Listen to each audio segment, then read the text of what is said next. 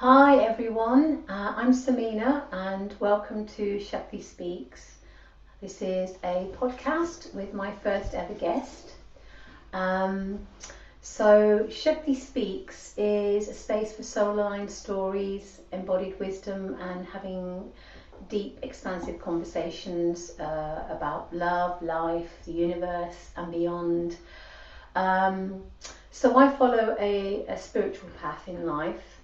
But this channel isn't for only spiritual people, it's for everyone. So I welcome everyone. So I'm a yoga teacher, a soul alchemy practitioner and a mental health nurse. And I just feel like I've been constantly navigating this path between spirituality and real life.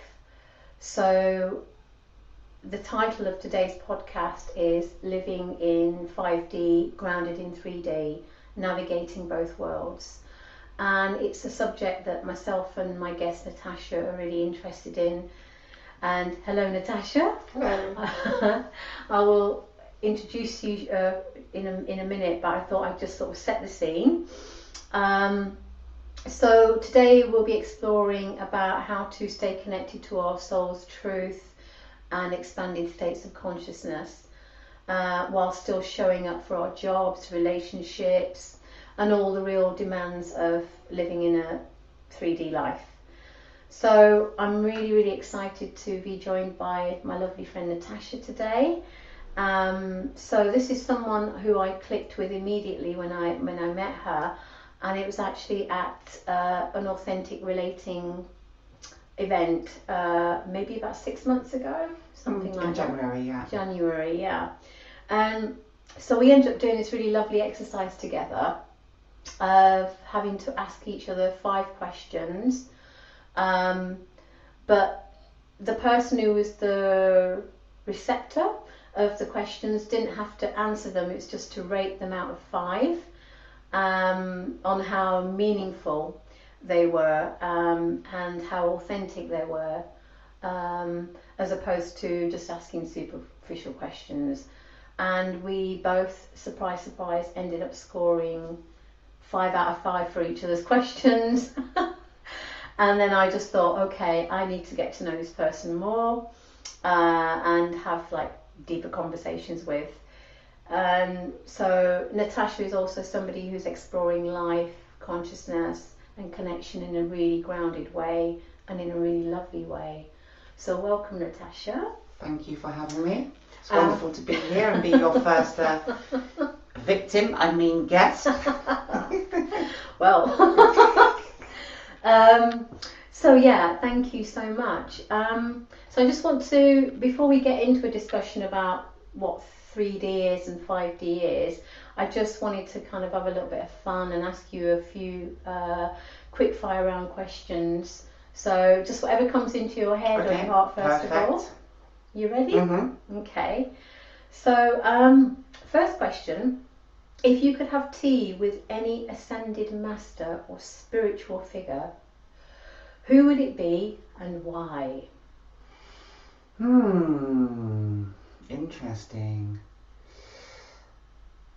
Not that I remember that I know any of them personally. I'm guessing, Buddha comes to mind. That's why. He just seems like he would be a great person to have a conversation with. He just seems like, and we want to eat some. If I'm thinking about the Buddha with that's got the bigger belly. The laughing Buddha. The laughing Buddha, and. So I would hope that there'll be lots of food to go with our wonderful conversation. So that's the first thing that comes to mind. Mm-hmm. No. And why? Just because I think if I look at my own spiritual path, I resemble my path probably more on a Buddhist level. Mm-hmm. I mean, it's very hard for me to kind of judge whether other spiritual masters, because I don't know, there's so many spiritual masters, I don't know their stories, I don't know what they teach, I don't know whether I would align with them. I'm sure I would align with all of them. And I'm sure they've all got basically the same information, but they're just describing it differently. Yeah. So yeah, I mean, if I look at my house, I make sure there's a Buddha in each of my rooms, Wow. just to give it a good energy, and I guess that's why Buddha probably comes to mind. I think that's a great choice. I love that. I love that. And he seems really fun. So, It does, especially if you consider laughing Buddha. yeah, exactly. Yeah. I can imagine a full buffet and just conversation that just goes on. Just there is no time. It'll just be going on. That's great. Thank you. Thank you for a lovely answer. Okay, thanks. Okay, next question. So, what's your favourite totally 3D guilty pleasure? It's a good question, because we had this question recently come up, and I questioned the idea of feeling guilty about something that you can enjoy and do. So for me, it's not a guilty pleasure. I enjoy a beer, but I don't do it because I don't do it with guilt. I do it with pure love. I do it because I enjoy the taste. I enjoy just feeling a little bit, how would you, tipsy to a small degree, but I don't feel guilty in doing it, and that allows me to do it whenever I feel like doing it. So but it's a pleasure, but not guilty. It's like, it kind of reminds me of Buddha, actually, because Buddha is about like having finding balance in the middle path. So it's not depriving oneself of pleasures in life, but not going like tipping too far one way or the other way. So it's kind of reminding me a bit of like that. But I just feel that it seems mad to feel. I've removed all guilt in my life that I've experienced in my past, and resentment and regret, because it's just energy that I don't want to be having within me, and it feels so crazy to do something with guilt. It feels like that's not the way you should be. You should be enjoying whatever you're doing. Yeah. And if there comes a point where you start feeling guilty, then maybe that's something you need to question and maybe pull back. But to do something because and call it guilty pleasure seems a bit silly and a bit not wise. I like that. I like that you've questioned the question. Yeah, I like that 100%. very much. Yeah. And but it has come up recently, that same question, and instantly I was like, how can you just enjoy it? Exactly. Be in the present moment without guilt doing it. It's madness. I'm going to take the word guilt out of that question. Okay. Yeah. It doesn't fit in there, does it? Yeah. Yeah. You ready for the next question? Yes, I am. Okay. So, what would your aura smell like if it was a perfume? Do I need to pick a type of perfume? Anything you like. Anything you like. It would be definitely citrusy.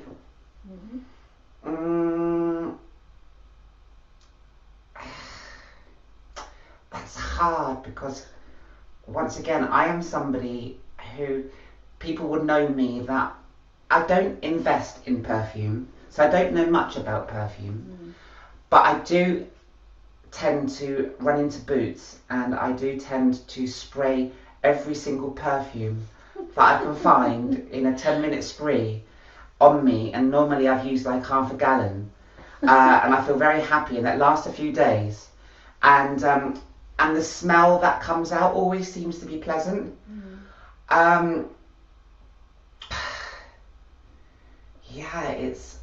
That's a good question, because I can enjoy so many smells. I mean, once again, bread is coming to mind. Okay, yeah. For example, because I know that draws people's noses in. Bacon, but maybe vegans wouldn't be so, but they would, because I think we all like that smell. Yeah. But it wouldn't be a perfume that I would spray on me. So yeah. I like how you're expanding these questions, so you'd have a whole drawer full, for each day or something like that. I really love that. For me, simple. It's rose. It's Okay. rose, my aura. Okay. So yeah. Interesting. You know that very well. I do. Yeah, Yeah. I do. I guess that's the thing about me, is that I can appreciate.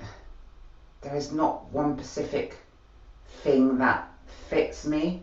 You know, it's like the ascended master question. I'm sure that I would resonate with all of them if I understood what they all represented. Yeah. The same with pleasure. I can enjoy everything and have pleasure from it without the guilt, whether it be chocolate, beer, whatever it is, you know. Yeah.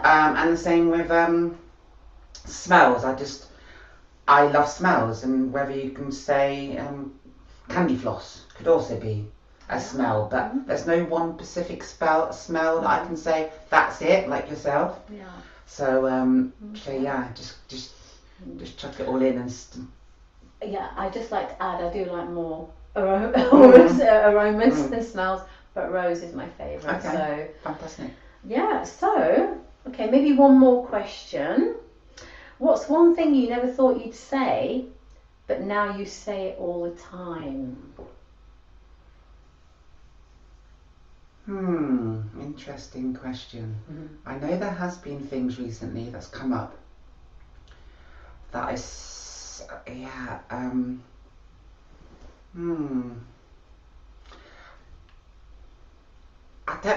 wouldn't really say that I say that much. That is a good question.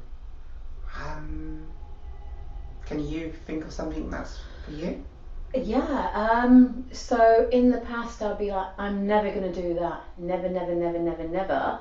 And now I say never. I heard it once years ago and it triggered me because I had much more black and white thinking in the past about certain things. And now it's like, never say never. And I never thought I'd say never. It's actually one of my mottos now in life, never say never. So, and it makes sense. It makes, yeah. Because of how often have we said never, and then you work against that never. Or the thing happens. If and the you're thing like, happens. Okay. Exactly. Or Exactly. I've made that choice. I was like, I'm never going to do that, and then I have. So, yeah, that's just one thing that's, my experience. I can't think of something that comes to mind. No worries. Perhaps we maybe move on now to. I'm guessing. Yeah. Oh, okay. Namaste, I say a lot. Namaste. Yeah. And I wouldn't say it's something that I didn't want to say, but because it's such a powerful word, and far more powerful than I think than hello or good morning or something. Most people don't really understand what it means, but because I understand the meaning behind it, I want to express my my love for another person by saying that word, and yeah.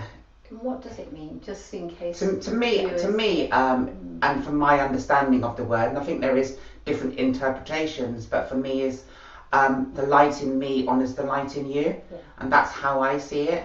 And that's a powerful thing to say, and but yeah, it really is. And that's so you're saying that in the past you wouldn't. No, but more because I've never really gone down a religious way of thinking, and since I've opened myself up to understand religion more, certain things that have popped out that I thought, oh, I like that, and I'm going to use that. That resonates with me. That feels good. So yeah, that's probably a word that I use more than I never knew I would use. That's lovely. It's beautiful. Thank you. Yeah, it's a word that resonates with me because it's more than just a word. It's a true greeting. And the culture that I was brought up in, Pakistani culture, is there's reverence and respect shown in that way, like bowing your head to elders, touching their feet in respect, and the elder touching the top of your head to give you a blessing. So these hand gestures and bodily gestures to show gratitude and respect, that they don't necessarily exist in Western culture. yeah. I mean, you're obviously white Caucasian, and I'm just wondering, whether what your experiences have been in that, because it's an Eastern thing, isn't it? Namaste and putting your hands together. I also like shalom. Um, Shalom's another nice greeting to somebody. mm, But it's like I try to also avoid using the word morning. I try to, like review, for example, say Happy Friday. yeah. That's whatever time of day it is. Because morning, it just seems like a spell of why we want to, how can we be happy about somebody mourning? You know, it feels like a play on words. So I try to avoid good morning, and even though it's habitual and I still say it, I just try to be more removing that word from my dictionary and just using happier, more joyful, uplifting words. And I like it. Thank you. Mm. Right. So maybe now we move on to the main juicy conversation. So just wanted to start off with just talking about what we mean by 3D and 5D for listeners who might be newer to this language. So I'm just going to hand it over to Natasha to see if you want to explain your understanding of the difference between 3D, third dimensional, 5D, fifth dimensional consciousness. If that's okay. To me, the 3D world or the material world is a world that we all live in who are on this plane right now, whether you've been here before or not. But it's the idea that this floor is something you can feel and touch. You use your senses within the 3D world, the material world. And the idea of the 3D world is most people will kind of not understand that there's more to this world than meets the eye. Whatever they see is their reality, and there's nothing beyond that reality. And I think even recently with quantum science, that they are seeing that the world that we see with our eyes is literally just vibration, it's just frequency. But yet most people who live within the 3D world, they're not interested in seeing beyond, or they don't want the veil lifted to something more. I feel like when you've had an awakening, when you have awareness, you can sense it, you can feel it, that there is so much more to this world than just what we see with our eyes and what we touch with our hands. And that makes it so more exciting, and why everybody doesn't want to sense that is beyond me. But so that's a kind of way of explaining the 3D world. And then the fifth dimension, how would you describe that? Once again, the fifth dimension, I would say that's what we can feel, or what is beyond the veil, what is past this dimension, beyond this dimension, or where we come from. There are obviously many theories. I've done lots of my own research, also feelings, my own experiences. It's a place of, from my personal feeling, unconditional love. Is where we come from as souls. We've come here to, in the 3D realm, to experience the contrast and to experience what we are not. And that's why we come here. And people who are a little bit or somewhat spiritual, they still can't understand it, why they would even want to come here if they've come from such a wonderful place. But to me, nobody can fully understand the 5D while in the 3D, but it's just a feeling that is of home. That's where we truly are from. This is a playground to come and experience and learn and remember our true selves. Like Earth School, like I was thinking with fifth dimensional, like I just want to bring in the soul and the heart, living in a more soul-aligned way. Because I was thinking like 3D, third dimension is the material world. We are human beings. We're living in a 3D realm of material, what we can see, hear, smell, taste, touch, the five senses. But there's much more than the five senses, isn't there? And that's where the fifth dimension comes in.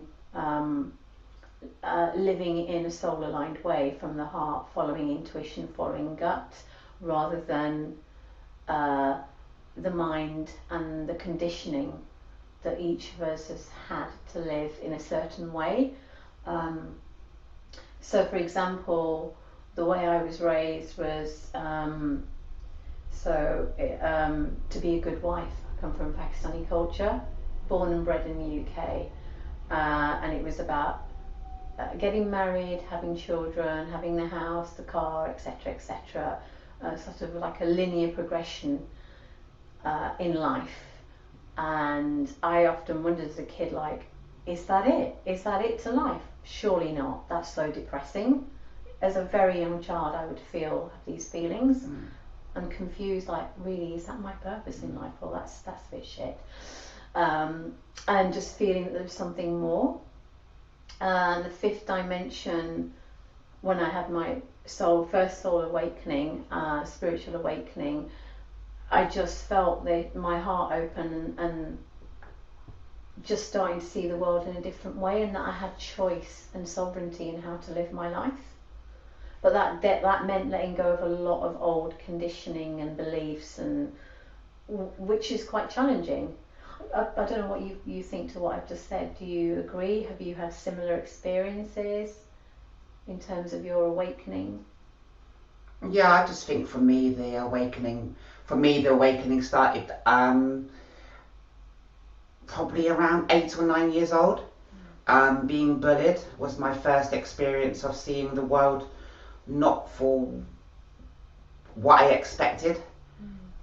It was the first time I saw nastiness and evilness and negativity, and then questioning, well, why is this happening to me? What's the point of all this if it's painful? Never having experienced pain up until that point, and then suddenly you start having questions about reality, having questions about what am I doing here, and who am I, and so that spiritual path is laid upon you in the sense that you have no choice to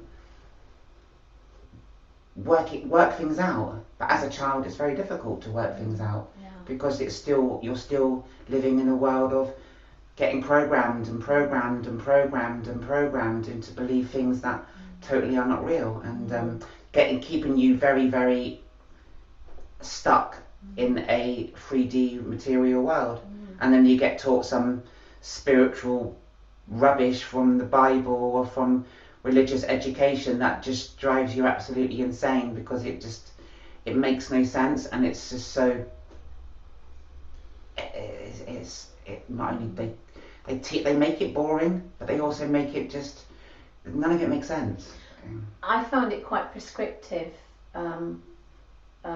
just from what you've said, and thank you for sharing that, because it's kind of rung some bells in me in terms of when I was a kid. So I was brought up in the Muslim culture, but I went to a Church of England school.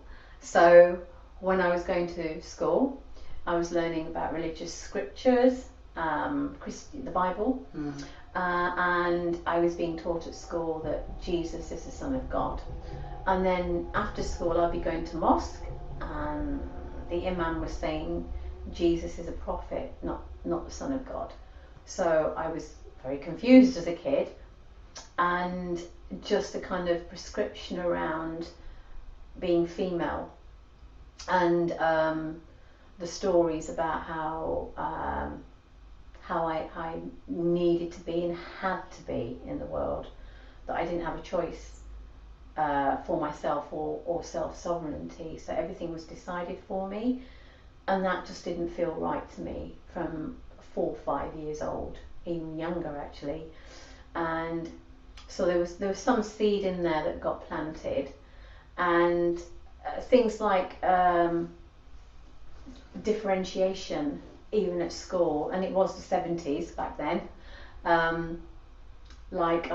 Church England school, we used to go into the church and choir, and I really wanted to join the choir. And I remember the vicar saying to me, "I'm sorry, Samina, but you're the wrong religion." And I was crushed as a 5-year-old, absolutely crushed. And yeah, just there were lots of things like that, examples in madness. And then now, for me, I see all that as a gift, because it planted that seed of doubt in me. Like, which is the truth? Neither of them are resonating. So I'm really grateful for those experiences. As crushed out as I felt as a 5-year-old, I no longer feel that crush now, thankfully. But it planted those seeds of like, there's got to be more to life. There's got to be a different way. So yeah, maybe we move on, and I want to ask you, do you feel like that we're living in both 3D and 5D at once, or that we shift between the two? Or yourself, I should say. What's the experience like for you on a daily basis? I mean, when I first asked you about this subject as a possibility for this podcast, I have been questioning, how is it possible that you feel this spiritual energy and you feel that life is so much more, and you not only feel it, but you hear it, you get downloads from it, you get channeled from it, and how is it that everybody else that I seem to know seems to live in a very material world, and sometimes it's weird to kind of think, well, why isn't nobody else feeling this? Yes, I can go on YouTube and I can find thousands of different people who are feeling it, and I can resonate with them and I can connect. But the idea that everybody else just seems to be just on a treadmill, but not questioning the treadmill that they're on, and they all just believe that, I'm not saying all, but a majority of people believe that they're born, they go to school, go to work, have kids, watch TV, watch Netflix, have their subscriptions, buy food, and then die, and that's it, and it's all over. And I feel like, as a spiritual person, people who have that spiritual inner truth, we know that this is a temporary blip in time, and that this is only an experience that we might want to repeat, and we probably have repeated many times before, and that so it's like when you're feeling it within your own body and mind and soul, and everybody else isn't, that sometimes just gets a little bit, if it has felt a lot of times, am I crazy? Am I this woo-woo that I feel, because it's also termed as woo-woo, but the people who call it woo-woo, like I can say that sometimes, and it's not woo-woo, it doesn't feel crazy, it doesn't feel like I'm mad, it feels like everybody else who doesn't have that inner sense of oneness and more dimensions above this plane, that it makes no sense why they wouldn't even want to go down it. But I think from my perspective, maybe from your perspective and a lot of people else's perspective, it normally comes out from trauma, and trauma can normally but how many dimensions there are, but it's like, I believe that now I understand that the 5D is the 3D, the 3D is the 5D, it's all connected, whether it's 6, 7, 8, 9, 10, 12D, we're all in it, we are multi-dimensional beings living in the 3D world, and I guess it's more remembering, I love what you just said there about So it is all about remembering. And you mentioned about trauma, and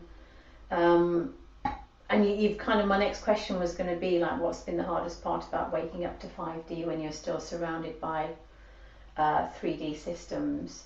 So you've kind of answered that question a bit in terms of like, why aren't other people getting it, or how can I relate?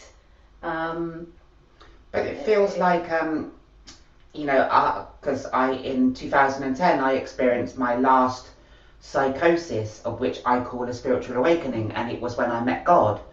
What is God? I still don't know. Nobody can 100% tell you what God is, but it's it for me. I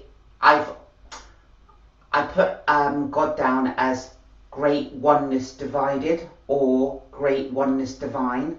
So that's what God is. It's everything. God is in everything. God is not separated from us. And but so when you experience that for the first time and you experience unconditional love, I mean, you can call God universe, call it whatever you like, but it's you want to run around, you want to tell everybody, you want to shout from the rooftops and say, this is real. Beyond, the great beyond is real. The creator is real, and yet everybody will look at you and think you're mad. Nobody, unless you're religious. There's a couple of things you mentioned about multidimensionality, and multidimensionality is, I started to describe myself like that. Not just going out randomly saying it, but it's how like having conversations with people and they go, so what do you do? I say, okay, well, I'm a mental health nurse, yoga teacher, this and this, and they kind of go, oh, so you're a mental health nurse. It's like this kind of needing to categorize people in a limited way, because that's how we've been conditioned in society and in the world. Like you're either one thing or the other, the duality. And I'm like, no. No, I'm not just one thing or two things. And I went into a kind of soul searching, like, who am I, who is Samina? Actually, I'm a multi-dimensional being, and that shifts all the time. And actually, initially I would get quite incensed if I felt somebody was trying to box me in. Oh, okay, you're not married, you don't have kids, and you're how old? And I'd be like, oh, why are they judging me? And I'd feel quite angry about it. I wouldn't take it out on anybody, but I'd feel like, how dare they just box me in, or poor you, or why haven't you got achieved these 3D milestones? And there was a time where I felt like, oh God, what's wrong with me?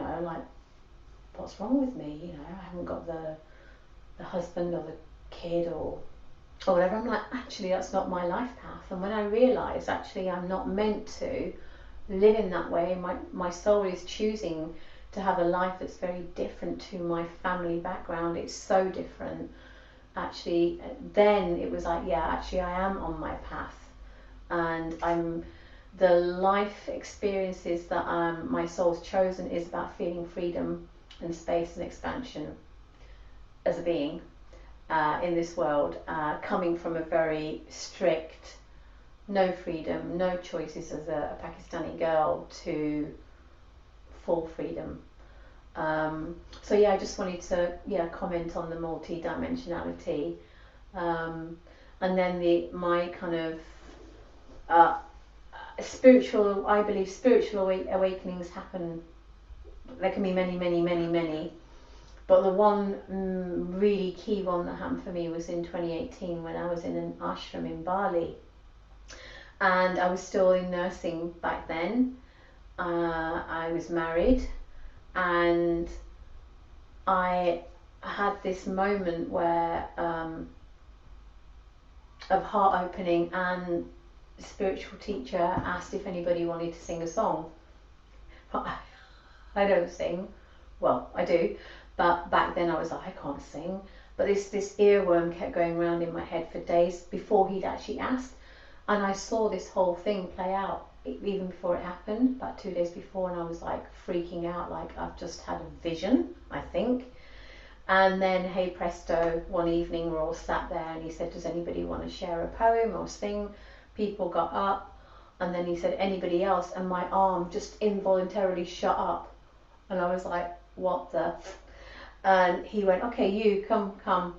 And I sang this song. I just looked at him, hand on heart, sang this song, and then I went into yoga. I just did yoga, right? And apparently for 20 minutes I went into this zone, right? How do you describe that? That sounds crazy, right? It was years before I'd been to 2 yoga classes with a mate. I hated it. I was twitchy.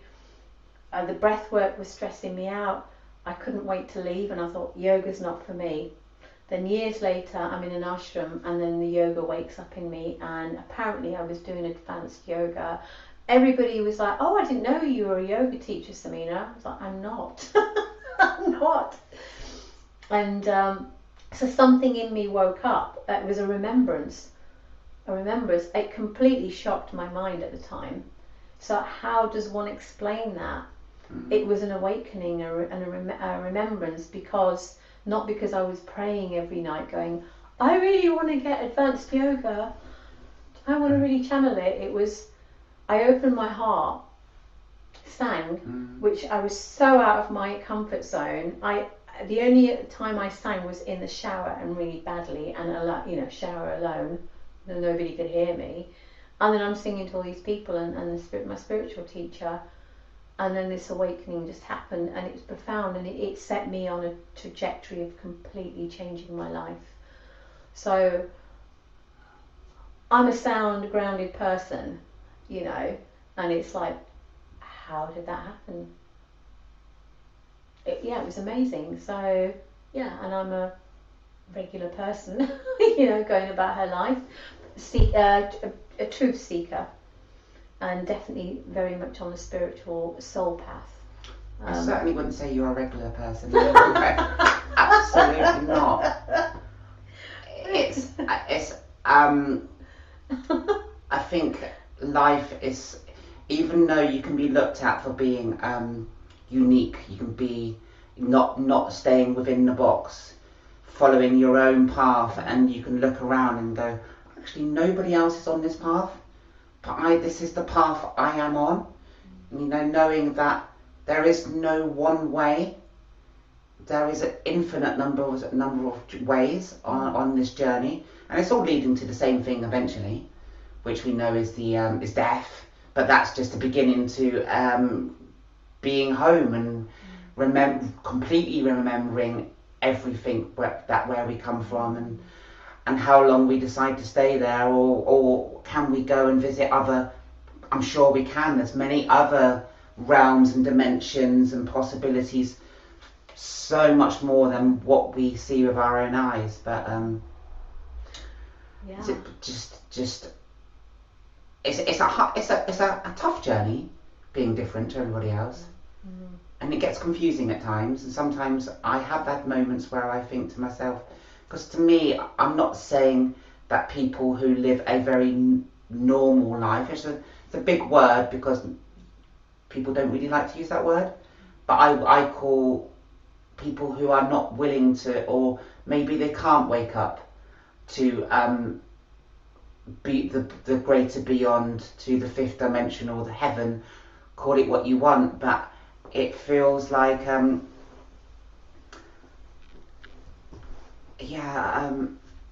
lost my train of thought, but that's okay. Maybe I ask you another question. So yeah, we've started to kind of touch on our personal journeys of awakening. I've shared about the ashram, and you shared a little bit about for yourself as well, where you mentioned about experiencing what you described as a psychotic episode. That's what the doctors would that's what we claim it to be, because they've got a label. Yeah. Something that is outside of the box. Yeah, absolutely.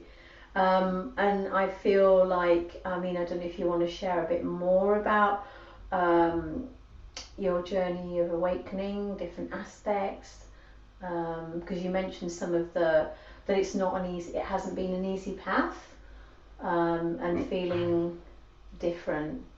Yeah, I just remembered then my where my chain of thought got lost and what I was thinking. And what I was thinking is how there's been times on my journey that I think to myself, because I'm not saying I'm labeling, but I wonder if a lots of human beings in this realm are NPCs or non-playing characters, as if they're not meant to wake up. I wonder whether I was an NPC and I woke up like yourself, maybe. I don't know what's the true, but I do know there is times when I have looked at other people and just, oh, wouldn't it be nice just to go back there again, to not feel anything that you can't actually touch or prove to people or show people. All you can do is have this inner intuition, feeling, and experience. And there's moments where I'm like, oh, that would be nice just to experience it. But then it flipped, and I realise, no, I don't want. I wouldn't want to go back to that. I wouldn't want to just not just be having. It's like they're just not aware. They don't have awareness. They don't have the ability to understand consciousness or the expansion of oneself. Yeah. I just wondered if it's actually possible to go back, because I've considered it in the past, where when I've been having what is described as a dark night of the soul, which is when things really come up, like quite tough things needing to be cleared. How can I describe dark night of the soul? But it's a healing process. So, for example, like some of the past trauma that came up for me, I had to feel the feels and really feel it in my body and process it and accept it and honour it and then let it go, and find self-compassion and self-love within that. But then when things felt really tough, I was like, oh, maybe if I just starting doing those things that I used to, which would be like going out, drinking, and just to kind of numb things out and do what other people are doing to not feel so different. But I found that it just wasn't possible. It just wasn't attracting me. I was like, well, actually, I know how I would feel. I would feel worse than I do. This is a temporary thing. This is just something that I need to process. And it will pass. That's what's kind of coming to my mind, is like it's just not possible for me to step back into how I was. Actually, I don't. It seems like it's a different, going back in time, different world, different person. So I am where I am, and actually I'm much happier where I am, even when I'm having difficult moments, challenging moments, mentally, emotionally, physically. So that's what's kind of come to me with that. And I just wanted to just mention just about, as you know, that I've worked in mental health nursing before for about 2 decades. I left and I've returned to nursing for now, and I've just really noticed the shift in me in 5 years of being out of it, stepping back into a system, and now I don't see it as a healthcare system. It's an illness system. So it's like, seems to be about treating symptoms rather than actually truly supporting holistic healing, whole system healing, and a structure that's built on like crisis response policies and survival mode functioning. I mean, that might sound really critical, but within that, because it's a very large organisation, but within that, it's full of dedicated, caring people. I mean, I care. I love being a nurse, and being able to help people. But the system, it's hard going to be, as a sensitive soul, to work in that system that's quite harsh and quite brutal. in not taking care of its staff, and the staff do their best with patients. And it's the system itself often limits what's possible. And working in that environment while going through living a spiritual life, having spiritual awakenings, there's this kind of conflict in me, and having to balance that on a daily basis. I talked about this with you earlier, didn't I? And I'm just wondering, like, how to. I'm learning every day how to try and balance it, because I'm making a choice. I'm making a choice to work as a nurse for the time being. So it's not like somebody's forced me into it, but I'm also realizing how far I've come as a being, as a spiritual, as a person, as a multidimensional being, and trying to navigate. So that for me is an example of coming from a fifth dimensional place, working in a third dimensional environment, and I step in and out of third dimension, fourth dimension all the time. So I don't know if that resonates with you, or whether you've got an example yourself about trying to navigate your way through. I think every day I think realizing that there is no separation that's something I come to the conclusion with very recently, even though I've been following oneness and the knowing that we are all one, every single one of us, every single thing of us, every atom, we are all the same. And so knowing that there is no separation, there is no good or bad, there is no black and white, everything just is. It's only our perception that decides whether it is one thing or another thing, whether it's good or bad, or right or wrong, or 3D or 5D. And so having that recent remembering once again of, oh yeah, actually, there is no separation between us and God, or us and the 5-dimensional realm, 6-dimensional, all that is all within us. Everything that we've been searching for is and always within. You don't need any answers from the outside world, but you can have things that trigger you and awaken you from within.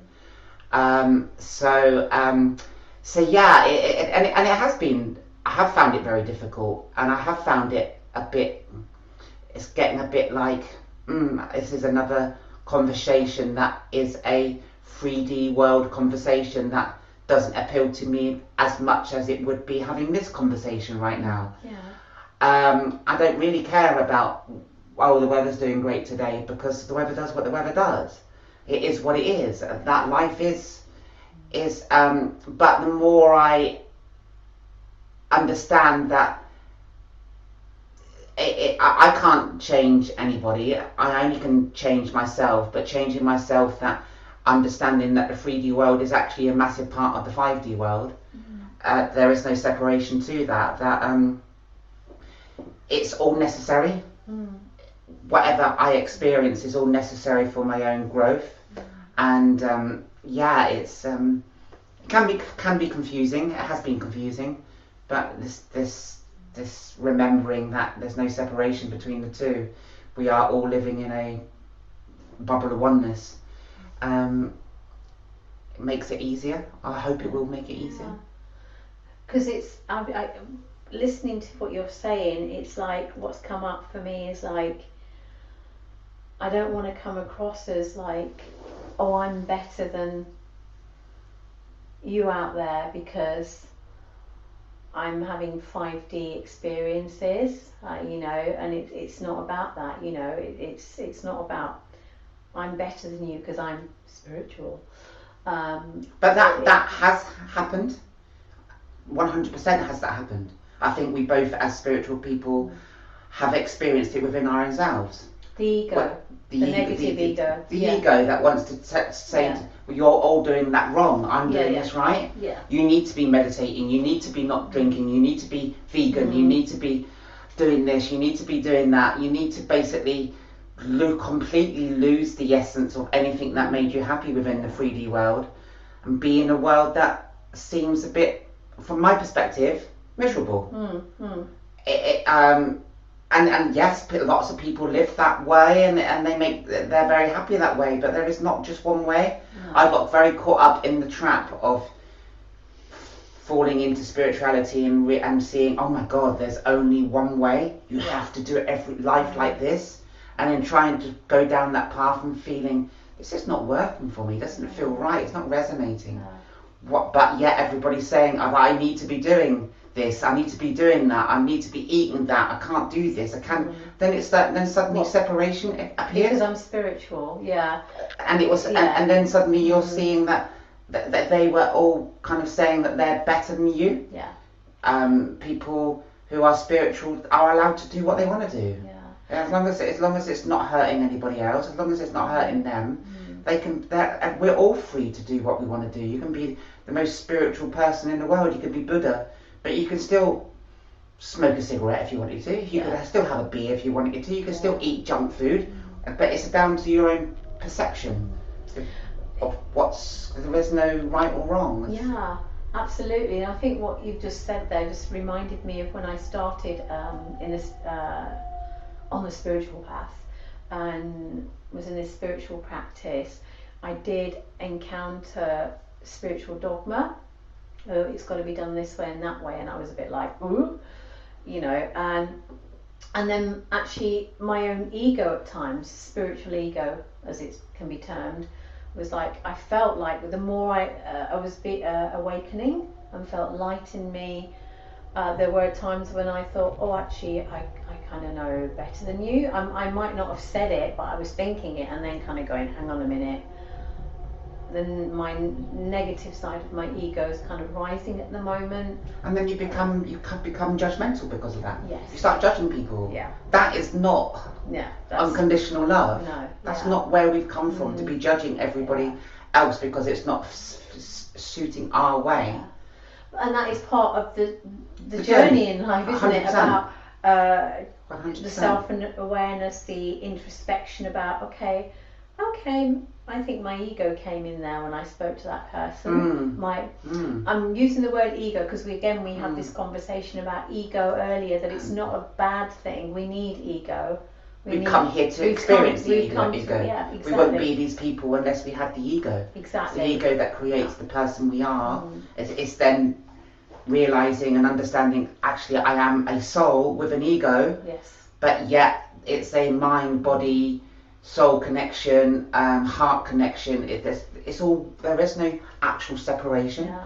I mean, how often I hear my heart in my head. I'm sure my head is in my heart. It feels like we're just trying to find that balance without judging each other, judging our own inner selves. Yeah, because everybody's on their individual journey, whatever they're doing.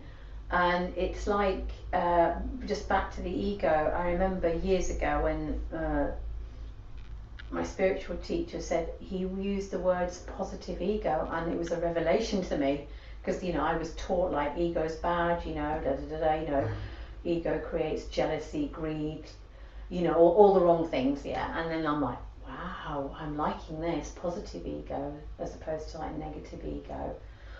Positive ego, like having confidence in yourself, loving yourself, and being your own cheerleader. I thought, I'm definitely up for that. I'm really glad that I think you brought it up about the ego when we were talking in the park earlier. It was like, because it's like almost like in the spiritual world, particularly in the practice I was in for like, it's been 18 years now. Whereas it was like ego bad, soul good, ego bad. Oh, 100%. Like this, and I was like, okay. And then I was really like, it created in me quite a hardcore kind of like, I must beat my ego down. Got to kill the ego. Kill it. And then like my spiritual teacher one day like, positive ego, and I was like, what? But once again, we only know about the ego from Freud and how he termed that, and then you've got the super ego as another area of ego. But it's like I've experienced psychosis where my ego collapsed. I didn't have an ego. There was no me, and I experienced I don't know what I experienced, but it wasn't me. There was no me, and I know that if I couldn't live my life in this world without that ego. It would be impossible. There is. Yes, it was an amazing experience, but I couldn't live my life in it because you got no consideration for anybody else. There is no empathy. There is all the things that we have learned in this lifetime disappears, is gone. And so it's like that's why the ego is so essential to be proud of. Yes, it can be arrogant. Yes, you can have people who are arrogant with their ego and they can be feeling that they're better than everybody else. I think it's important that you learn to. It's basically putting your ego in the passenger seat and allowing your ego to be there. Best friends, Yeah. You're balanced together and allow the soul to do the driving. But now you're without the ego going crazy with it's essential. Yeah, the ego giving that confidence and cheerleading. Yeah, the yeah, of soul. course. Yeah, and that sounds like quite a profound experience of your ego collapsing. That's Wow. what changed my life completely. I Wow. had psychosis before that was much more darker, not as profound as my last experience. But like you say, all these experiences that we have are all designed perfectly.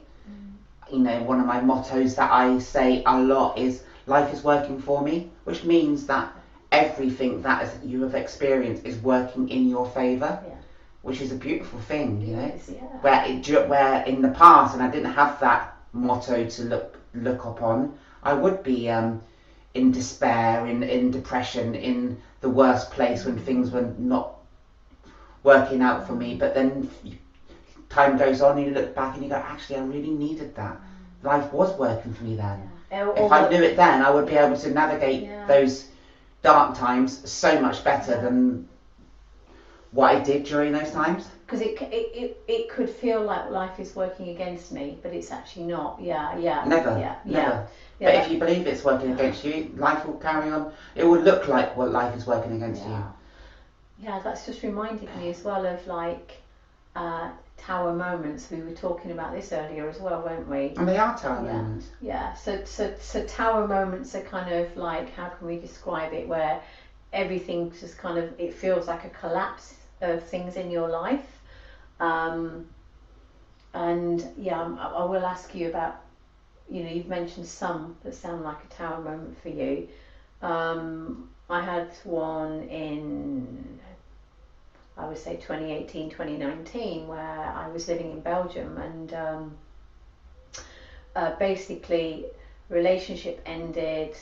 I came back to England. I had no job, no home, and little money, and it felt like I had nothing. I was in total grief and despair, but I knew I needed to leave and come back home to the UK. And at the time, it just felt the whole universe was against me, and there were things that just kept going wrong. Things. I was trying to pick myself up off the floor because that's what it felt like. Like it was just a massive awakening. That was what was going on, and a collapse in kind of limiting beliefs, old patterns that I had, and everything just fell away, and there was nothing to hang on to, and it just felt like a complete free fall, which felt really scary at times. But inside, I knew, my soul knew, in my heart, and I consciously knew that this was all happening because my soul had asked for this, and it was a very, very challenging time in my life, particularly the first year or 2 years of it, and slowly I had to process a lot and let go of a lot, and especially attachment to people and things and my old life. and I had to start from scratch, and the support came in so many different ways, and I started from scratch because that was part of my life journey. And where I am now, 4 years later, my whole life is completely different. It's transformed. I'm a different person. And on so many levels, and I'm really grateful for that experience now. It felt like I just plummeted into the depths of the depths, and that I wasn't going to be able to pull myself up. I just wanted to share that, and like where I am now, I'm just like, wow, I feel the freest I've ever been, the happiest, the most peaceful ever. Content, and I'm like, wow, yes, I do have challenges that come, but my whole mindset has shifted, and it's continually shifting as well. So I just wanted to share that, and just wondered whether you've got any particular things that are coming to your mind that you'd like to share. Yeah, I mean, I guess I've got a similar story to yourself. Coming from a bad relationship, being in another country, completely not knowing how I'm going to escape a very problematic relationship, codependency, ended up having no friends, no family, just very treated like a slave, and not knowing how to get out of it. And then I finally did get out of it with my help of my dad.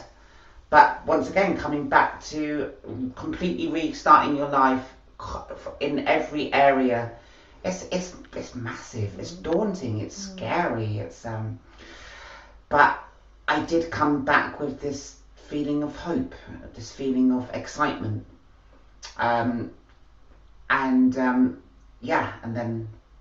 COVID hit, and then everything got a little bit crazy and weird for a while, and then it all got a little bit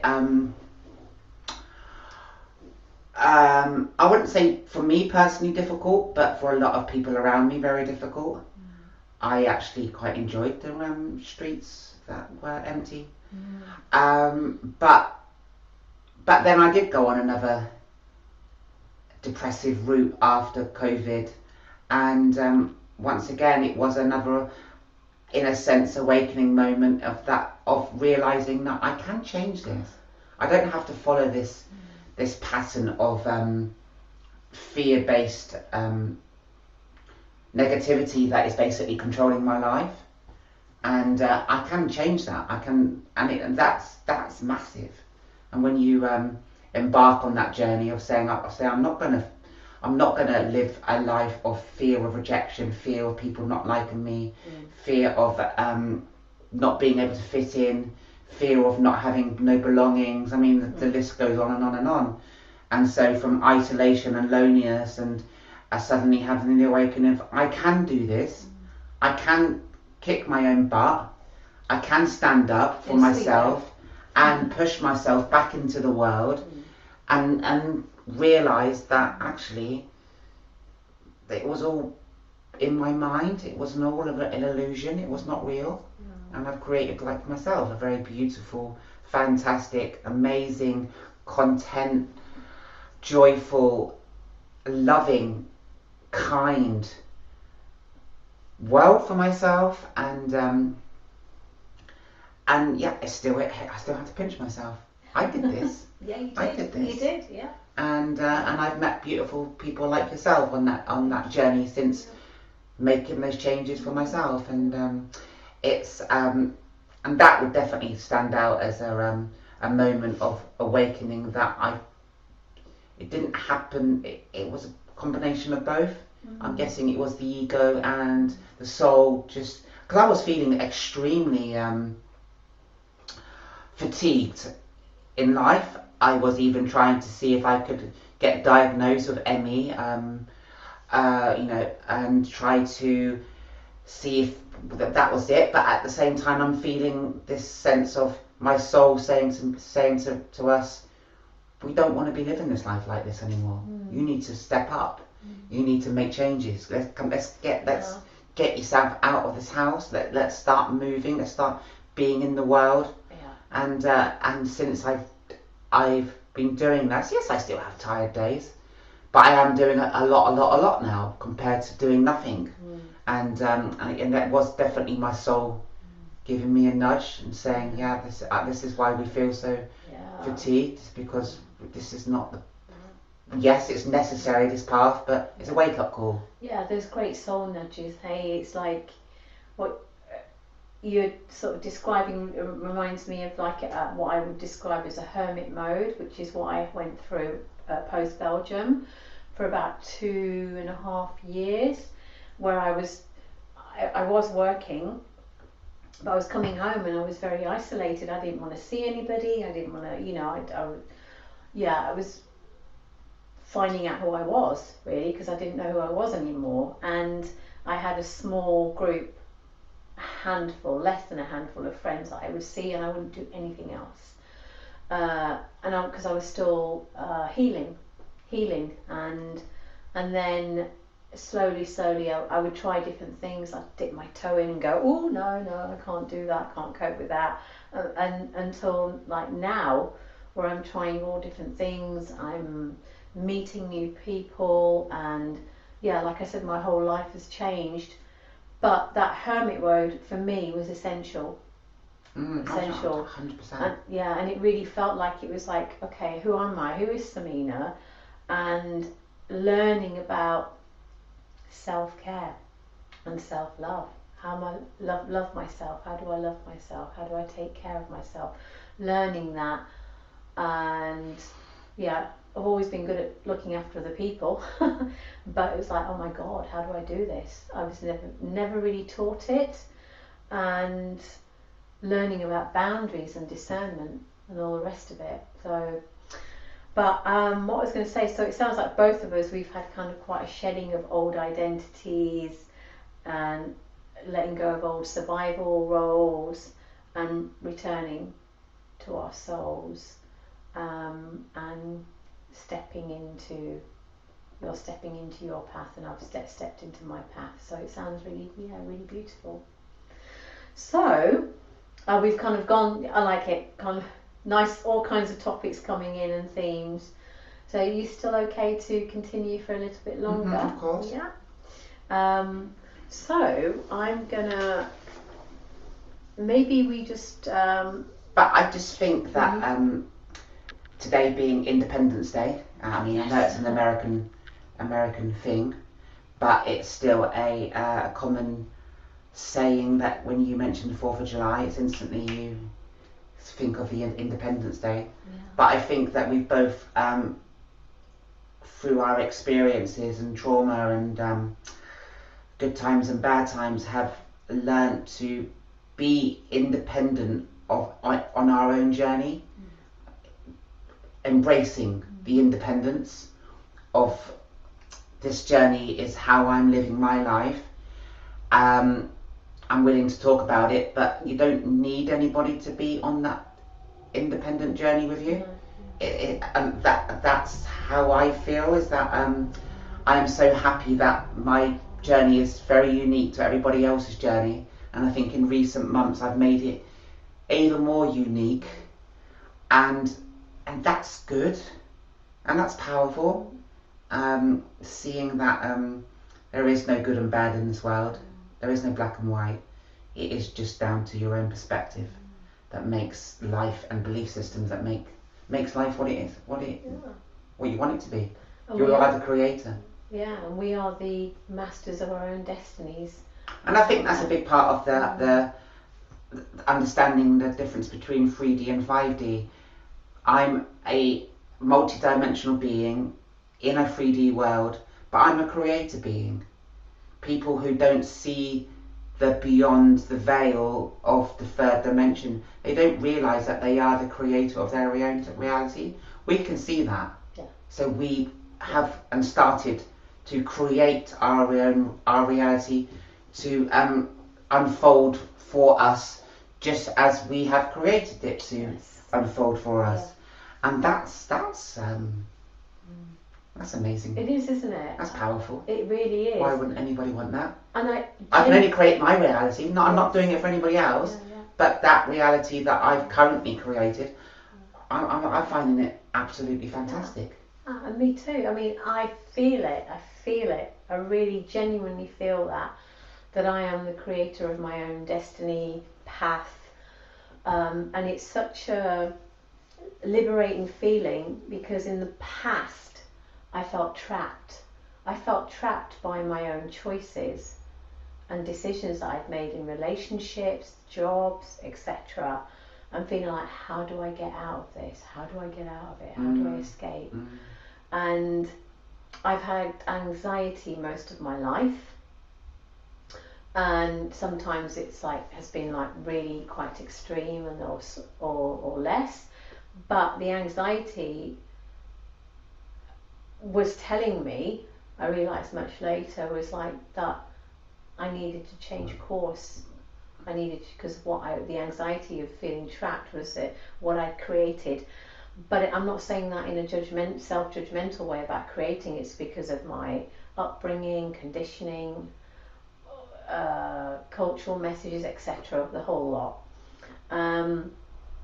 And now where I'm at, I've returned into a profession that I left, but I'm in a different zone, a different mindset, much more in touch with knowing that I am the creator of my destiny. Yes, there's a tension that I'm holding of working in the NHS, but going back into it and in the job that I'm now has really helped my confidence in leadership skills, and recognizing and really valuing my own worth as a human being, and I'm like, I'm pretty awesome, like you. I'm pretty awesome, and I'm saying that really genuinely to myself. And so I wouldn't say pretty awesome, I would say awesome. The awesome, yeah. awesome, yeah. And this job has given me that gift of really stepping into my confidence and capability as a person, not just as a nurse, but as a human being. So it's a gift. And it will be for however long it needs to be, because I'm creating Hushi and Shakti Speaks, and but I feel blessed and I don't feel trapped. Yeah, sometimes when I've had challenging days at work, I'm like, oh my god, but that's normal. So yeah, I just wanted to mention that. But I'm just wondering if we move on now, maybe to talk about practical tools for navigating 3D and 5D. I'm just thinking about maybe some of the tools that I've used. One is yoga for me for embodiment, like how to anchor myself, ground myself, and things like really introspecting about boundaries, because I didn't really know how to hold boundaries with people, and I was a massive people pleaser, and so it's like been like I've been at school or something, learning about boundaries with different friendships and relationships, and how do I do it, and navigating my way around that to protect my own energy, because I was wide open as a person before, and there were people that walked all over me who weren't nice to me, and I would immediately revert back into the victim energy, but now I've just become much more good at saying no in different ways, or setting my boundaries. So there are a couple of things that I do. I'm just wondering whether you've got any kind of tips, any practical tools that you use. I would 100% say that I'm also the same with boundaries. Saying no is a gift to the person that you say no to. They might not realise it at the time, but it is, and it's also very powerful to yourself to be able to say no, because people can, and I have had the experience where people have just, they expect you to say yes over and over and over and over and over again. Then they start using you, and not appreciating what you're doing. And so when you start saying no, it's like they feel it. Yeah. They get shocked by you. But it's a great thing, and it's important to remember that it's all part of that journey. It's like, I mean, obviously, every day I tell myself many different affirmations. It changes during the day, and it starts always the first thing as I wake up, and it always starts off with, I am alive, I am awake, and I am energized, and that's how my day starts.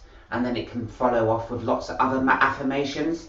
And it's not that I don't believe that I am, but it's just nice to reinforce, because every day is a brand new, the momentum. It's a great way to keep that momentum going, on that momentum of unconditional love, that path of unconditional love. And I think it's also important to just not worry about what everybody else is thinking and doing. Just embrace and be totally at ease with your own path, even if it's completely different to everybody else. Own it. Own you. Own your shit.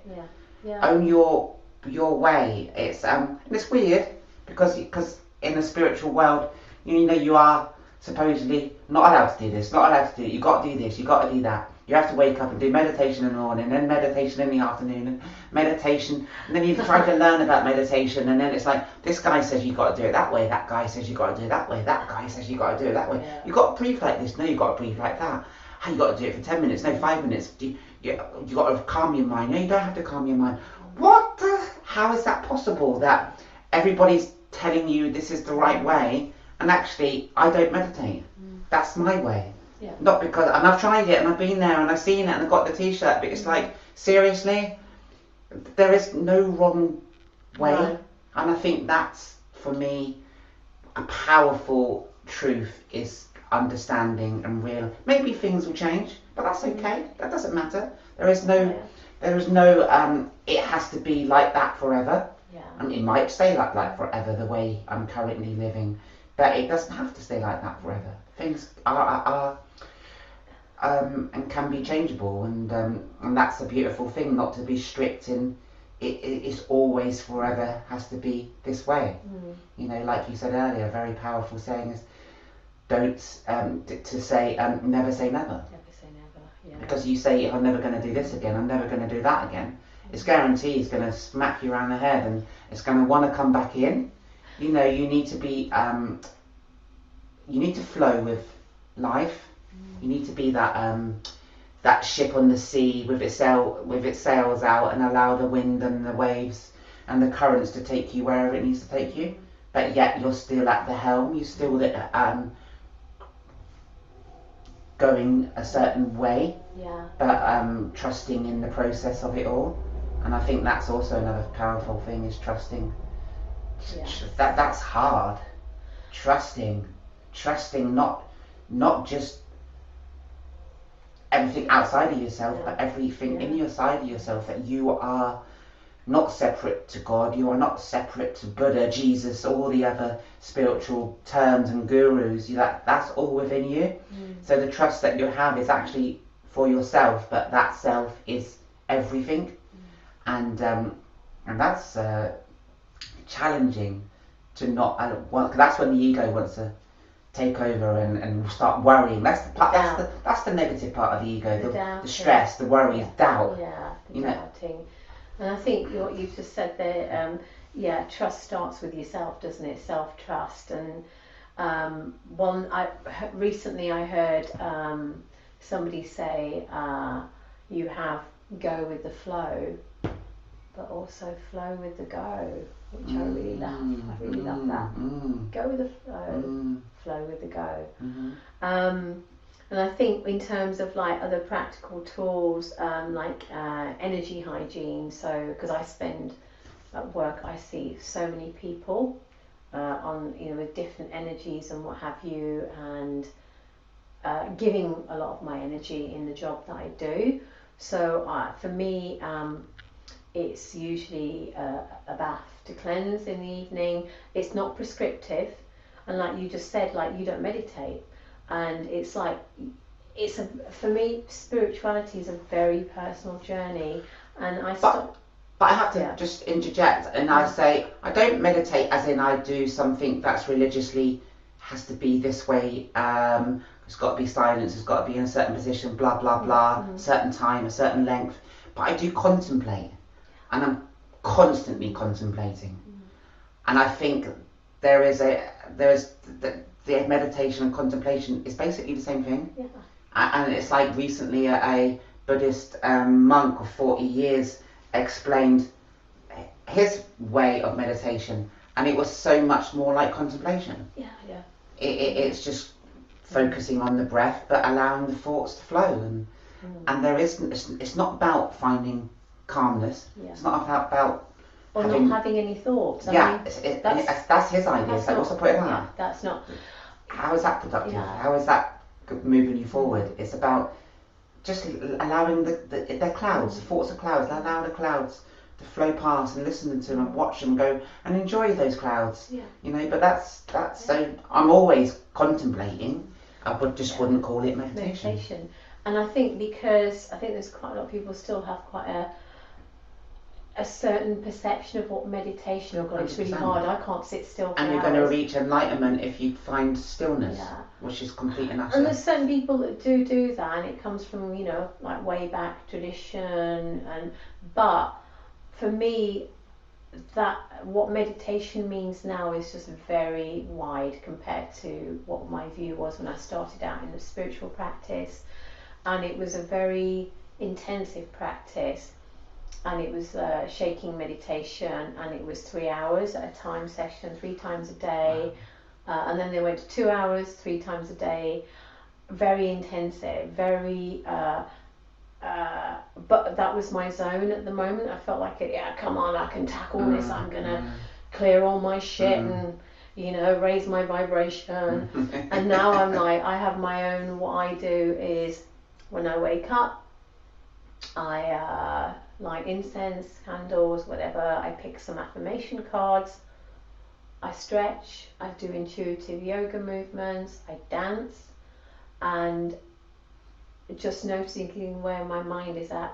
Because often in the morning when I wake up, anxious thoughts come in, or there's some story going on in my head about something, and I just thought, okay, I'm just noticing you and allowing you to pass, and then I sit down. It's a very quick, brief meditation, usually with mudras. I use mudras. It's very unique to me. What I do, it works for me.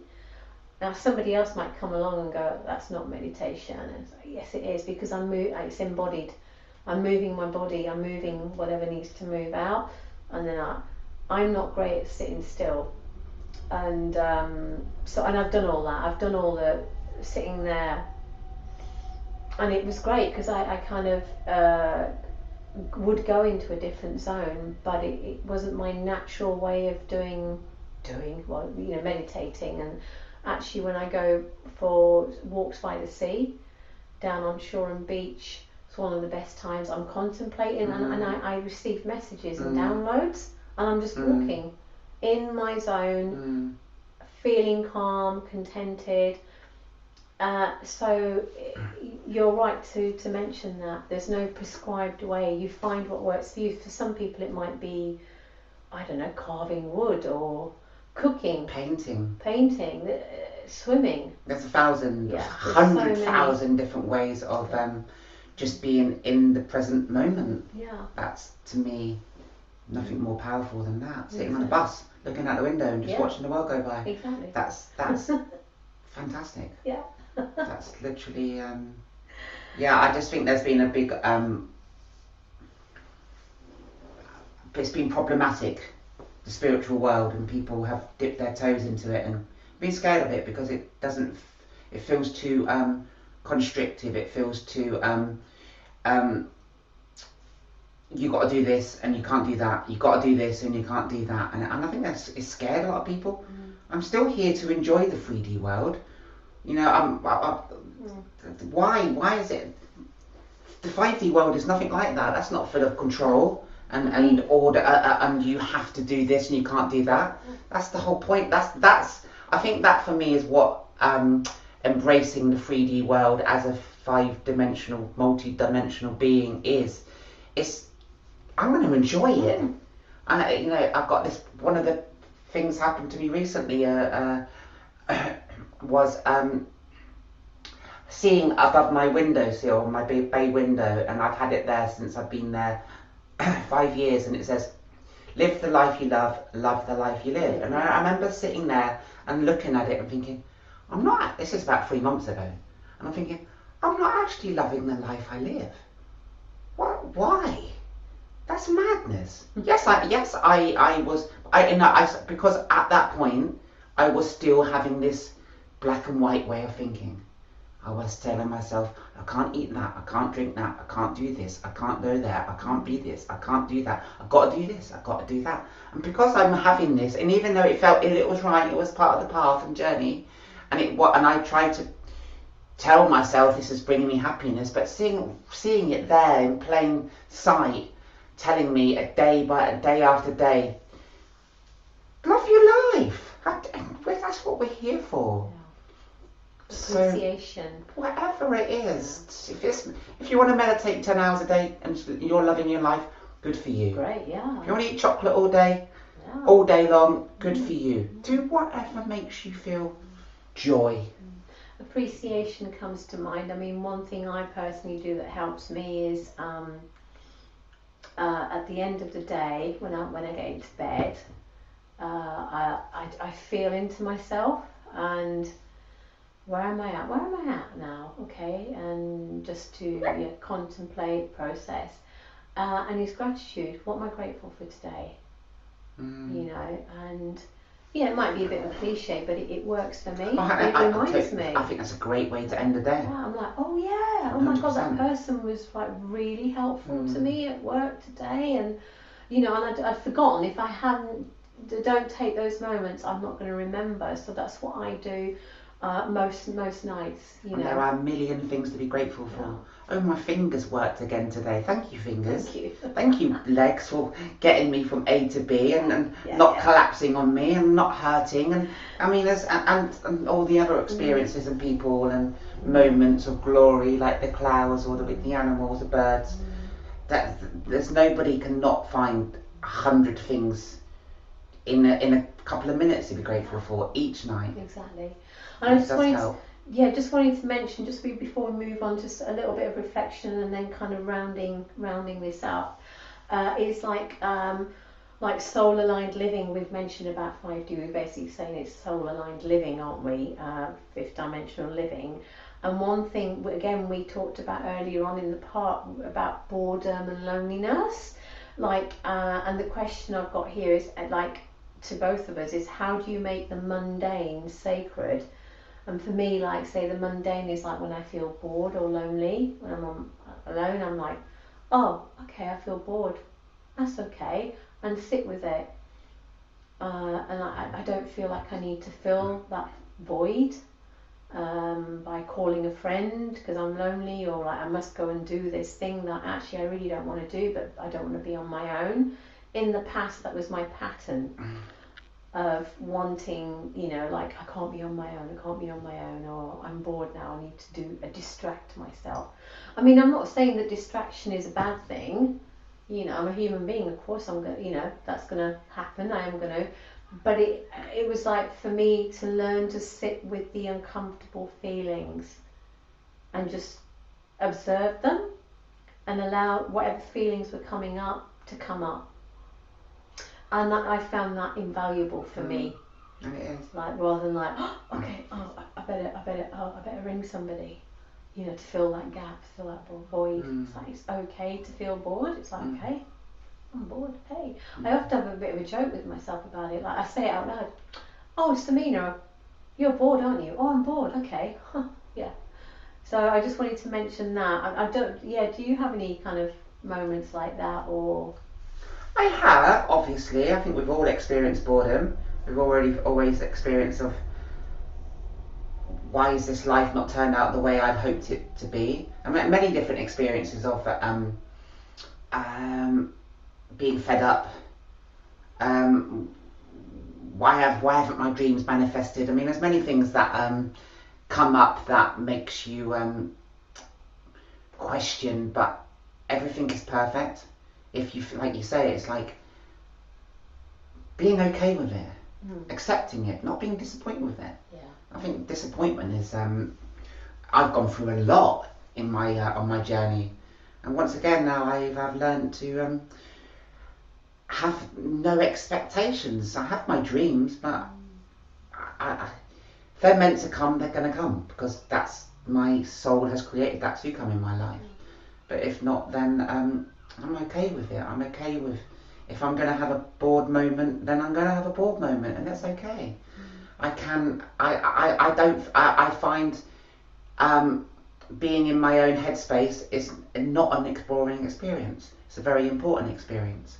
That's when contemplation comes at the forefront. Then I can contemplate and process and understand and make sense of, reflect on. And so I can't understand how anybody can actually get bored, you know. And fed up, yeah, that's, for me, fed up comes down to not seeing reality manifest how I had hoped it had. But that's just part of the process, and it's because we're on a journey, and it's just accepting. I think the key to unconditional love is accepting. Unconditional love is the fifth dimensional plane. It's unconditional love. That means you have to accept everything, how you feel, how the world is. It's as I recently said to you, it's about falling in love with the world exactly how it is, right here, right now. And that's if everybody could do that, whoa. Yeah. Instant change. Exactly. And I think what you said, and like disappointment's okay to feel disappointment, and I was also thinking about rejection and hurt. It's something that I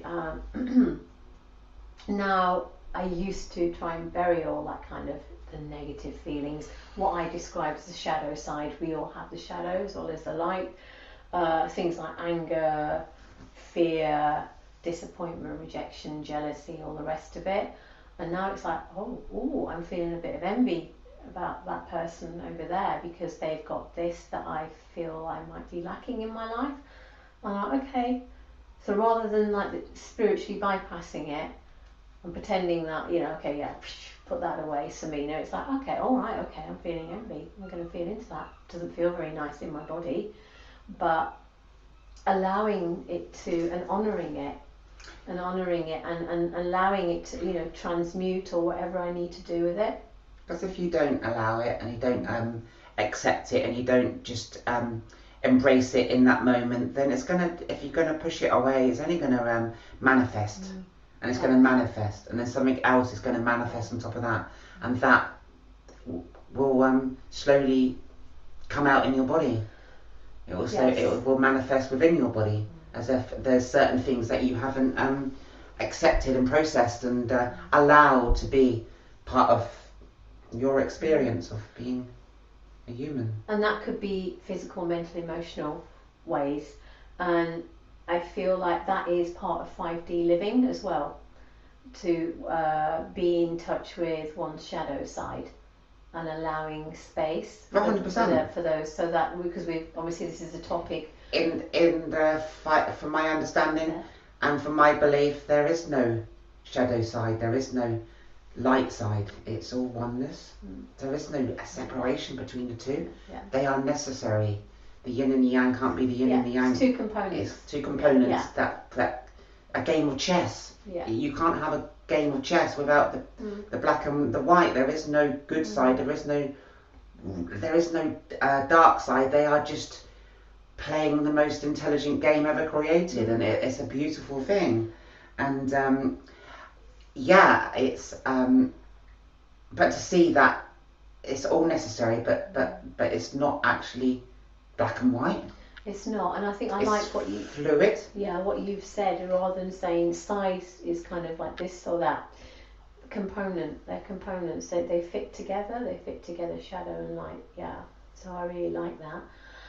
I'm just wondering about maybe just a little bit of reflection and integration of what or everything we've discussed, and then before we kind of close. So just taking it down a pace or two now, and just inviting some reflection for our listeners. So I just wanted to ask you, what's one thing you say to someone who's just finding that they're spiritually awakening, yet they're feeling very surrounded still by quite dense third dimensional energy? What do you think might be helpful?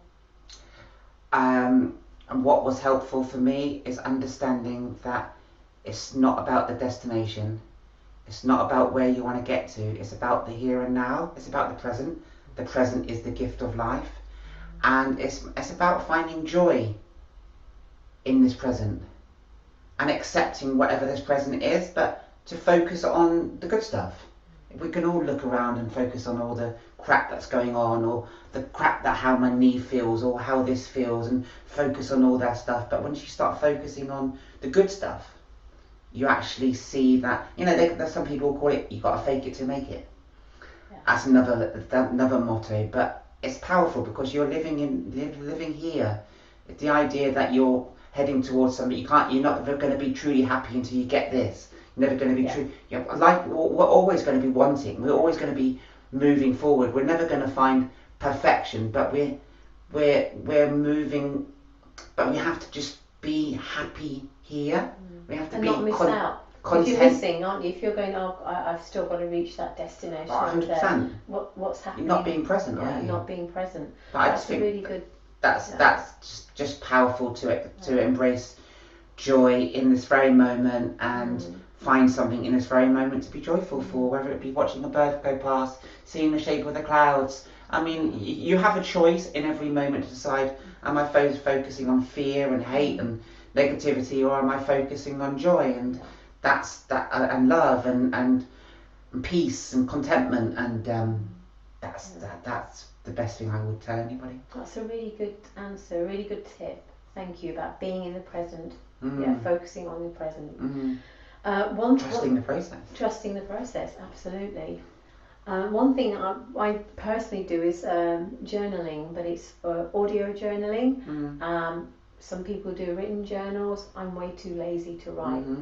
And it's almost daily. It's in my phone, so I hope I never lose my phone. Okay. Because there's a lot of journaling in that phone.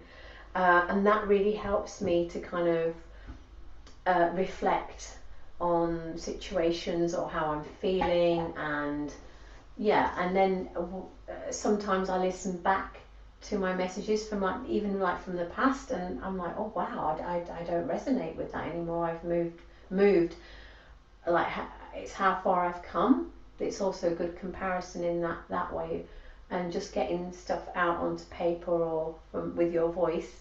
But for me, my voice it's powerful to hear my voice back to me. There's something in that for me, so that's something that I would definitely suggest. We'll round up now, I guess, and just want to say thank you so much for joining me today, and in this very deep and rich conversation. I've really loved walking this multi-dimensional path with you today. I'm very grateful to you listeners and viewers also for joining us today, and really appreciate your openness, your groundedness and your honesty. It's certainly a new experience, I think, for both of us. Yes. And it's different knowing that there's a camera on you and there's a microphone, listening to every word, and I've tried to be as natural as possible without allowing fear to creep in. It'll be interesting to listen and watch this back. And thank you for having me and being a part of this Shakti Speaks podcast. Thank you. Thank you. It's like I said, this is as Natasha said, this is my first proper recording with a guest, so my mind's been how do we look on camera, or the kind of technical stuff. We were having some fun with that earlier, weren't we? We were. Kind of moving, shifting things around, trying to get the lighting right. Mm-hmm. But it's exciting. I'm finding it quite an exciting journey of it kind of feels like I'm fumbling my way through, but in a joyful way. That's life. It is, isn't it? Yeah. And I feel like I'm learning so much about how to set up podcast equipment and all the rest of it. Really appreciate you listening or watching, and really, really, really appreciate you being part of this today. And if something's landed in your heart today, just feel free to share this episode with friends or family. Drop me a comment about your reflections too. That would be greatly appreciated.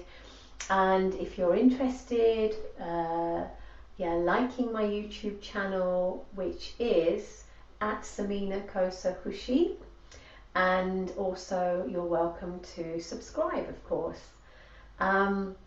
So I just wanted to quickly mention two of my favourite soul aligned podcast people.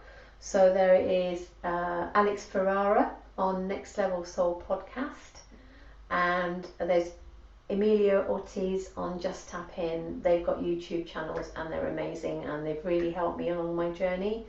I watch them quite religiously. They interview a whole range of people about various spiritual themes and aspects, and really help me to expand my mind and my heart on a continual basis, actually.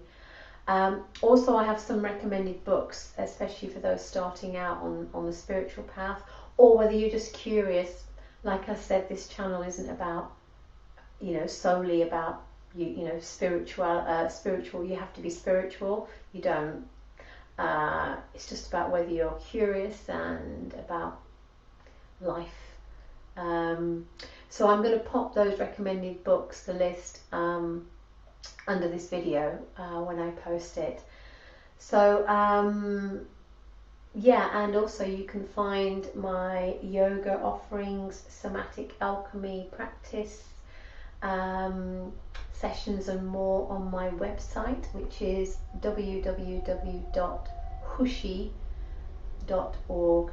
All that information will be under the video on my YouTube channel.